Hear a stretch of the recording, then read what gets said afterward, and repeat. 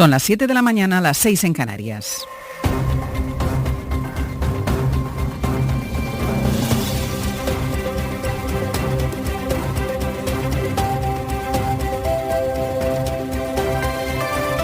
En la cadena SER, Hoy por Hoy, con Ángeles Barceló.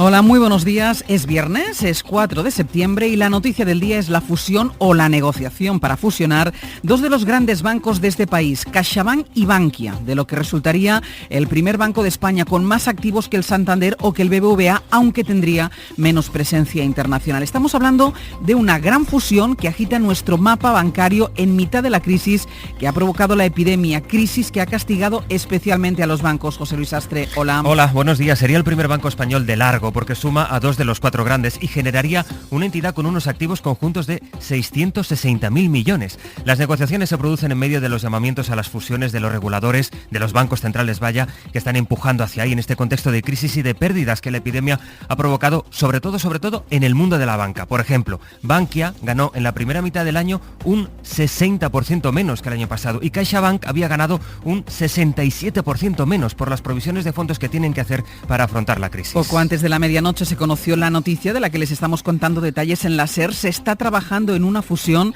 que en realidad sería una absorción. La operación que ya tiene el visto bueno del Gobierno. Como saben, el Estado posee más de la mitad de Bankia. Javier Ruiz, buenos días. Buenos días. CaixaBank y Bankia han confirmado a la CNMV que están negociando su fusión.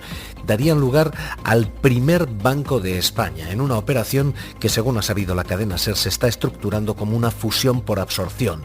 Bankia sería absorbido por CaixaBank.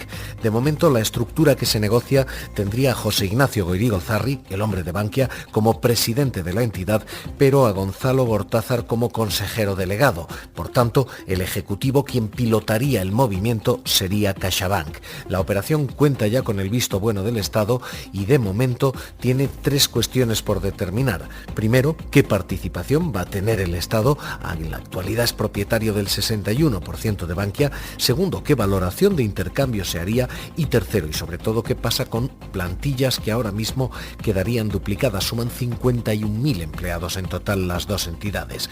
La fusión de CaixaBank y Bankia convertiría a ambas entidades en el primer banco español por activos. Santander y BBVA serían segundo y tercero respectivamente. Analizaremos esta mañana el impacto de esta negociación bancaria. Vamos a traducir lo que implica para la economía española, para los clientes y también qué lectura política hacen el Gobierno y los partidos. Hoy el presidente del Gobierno ha convocado a la conferencia de presidentes autonómicos, va a ser telemática, ahí abordarán la situación de la epidemia y el debate sobre nuevas restricciones. En el Gobierno de Madrid ha indignado que el presidente de Castilla-La Mancha se refiriese a la capital como una bomba vírica y el Ejecutivo quiere evitar que el encuentro de hoy se acabe convirtiendo en un cruce de reproches. El Gobierno ha descartado un confinamiento perimetral de Madrid, aunque no se cierra a estudiar confinamientos puntuales. Fernando Simón asegura que no tienen sentido las acusaciones entre autonomías que tengan más o menos contagios. Tiene que preocuparnos en Madrid la transmisión comunitaria de manera clara y fundamental.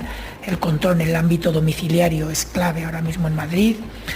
Y en las comunidades de Castilla-La Mancha y Castilla y León, por supuesto, tienen que estar mirando de reojo lo que pasa en Madrid, no tienen otra, pero creo que también tienen que valorar lo que está sucediendo en su comunidad.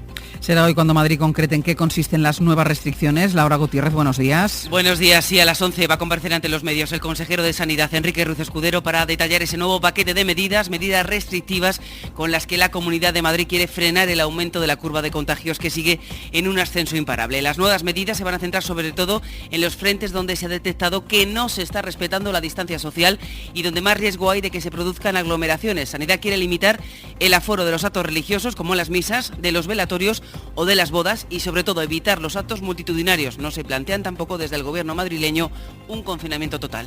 Madrid tiene un tercio de los contagios que se registran en todo el país. Los positivos siguen creciendo, aunque a menor velocidad. Mariola Lourido. La segunda oleada de la pandemia sigue creciendo, aunque a un ritmo un poco más lento que en los últimos 15 días. En la tercera semana de agosto, el número de nuevos contagios aumentó un 45%. La semana pasada la subida fue de un 25% y desde el viernes pasado los positivos se han incrementado en un 16%, cerca de 60.000.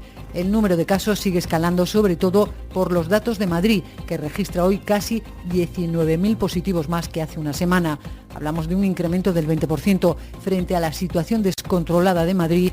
Cataluña y Aragón, las comunidades que peor estuvieron en julio y agosto, han logrado reducir la curva. Por ejemplo, Cataluña tiene esta semana 300 casos menos que la pasada y Aragón 400 menos.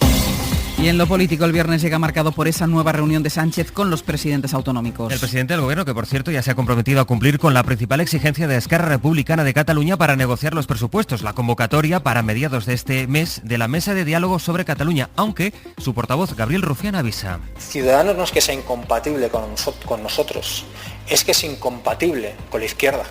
El Gobierno va a prohibir los teléfonos 902, los que muchas empresas utilizan para sus servicios de atención al cliente y que conllevan un coste adicional para el usuario. El Ministerio de Consumo quiere que todas las compañías tengan un número de teléfono provincial al que puedan llamar los clientes. Carlos Sevilla. Sí, lo que va a hacer esta nueva ley es prohibir cualquier número de tarificación adicional en los servicios de atención al cliente.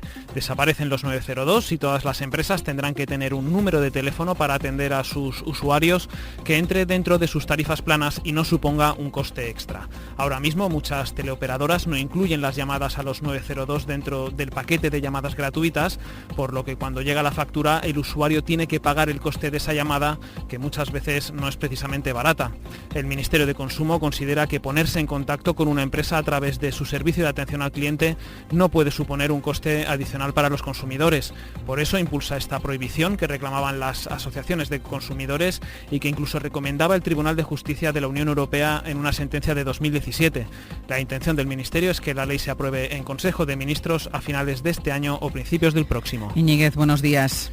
Buenos días, Ángeles. Hoy también vamos a mirar a Estados Unidos. Porque la violencia policial, el racismo y las protestas han entrado de lleno ya en la carrera por la presidencia. Joe Biden ha estado en Kenosha, en Wisconsin, con Jacob Blake, la víctima del tiroteo de la policía por la espalda. Trump, desde Pensilvania, ha seguido cargando contra los manifestantes y, por cierto, el sospechoso de la muerte de un partidario del presidente en las protestas de Portland ha sido abatido por la policía cuando ha ido a detenerlo. Pero antes de irnos a Estados Unidos vamos a completar, como hacemos cada día, el mapa de la pandemia en España más allá de Madrid, donde hay nuevas restricciones, donde se alivian, donde también se sigue constatando que el virus ha vuelto a entrar en los geriátricos. Pues ahora vamos con todo.